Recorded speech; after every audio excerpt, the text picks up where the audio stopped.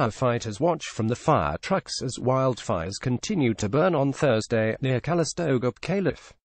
J.C. Hongap. The death toll from a series of blazes in Northern California has reached at least 31 people, making it the deadliest week for wildfires in the state's history.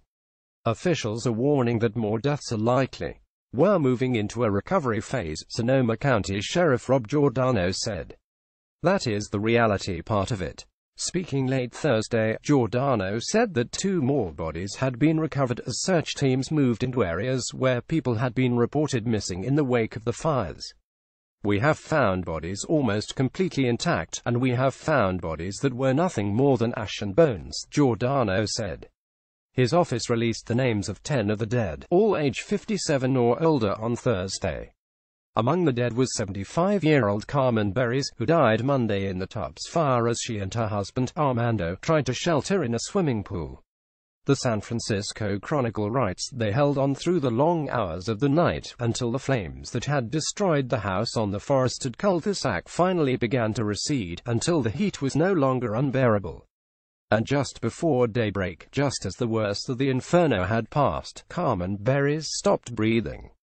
She died in the arms of her husband of 55 years. Her husband, 76, suffered serious burns but survived. A helicopter flies through the smoky sky to drop a load of water on a wildfire on Thursday in Sonoma, Calif. Rich Padron Cheliap. The fires erupted on Sunday and were swept unpredictably by strong winds, destroying 3,500 homes and other structures in places familiar to most Americans only from the labels on bottles of wine. Sonoma and Napa counties have been hard hit, as have Mendocino, Yuba, Nevada, Butte and Orange counties. 21 fires spanned 300 square miles. Most were less than 10% contained as of late Thursday. We are not even close to being out of this emergency, said Mark Giarducci, director of the state's Office of Emergency Services. Firefighting crews, more than 8,000 strong, have been working for days with little rest on tough terrain with no real idea when it will end, NPR's Eric Westervelt reports on Morning Edition. We're pretty exhausted. It's pretty steep terrain. We've been dealing with trying to save the structures, Sonoma firefighter Stephen Moore tells NPR, adding that help's gotten very little sleep in 4 days of battling fires. The winds aren't helping, Moore says. All we can do is get to the structures as fast as we possibly can and save what we can. Shirley Zane, one of the district supervisors for Sonoma County, says she flew over communities that looked like war zones. They looked like somebody had bombed them. The air quality is very dangerous right now, she tells NPR. It's thick, with brown smoke. People cannot really go outside. It's really not safe. You see a lot of people going around with face masks.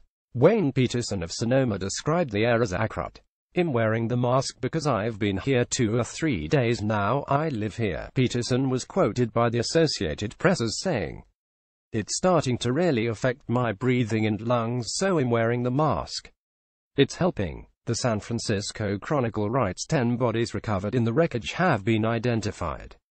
The youngest of those victims was 57. Most of the others were in the 70s and 80s, Giordano said.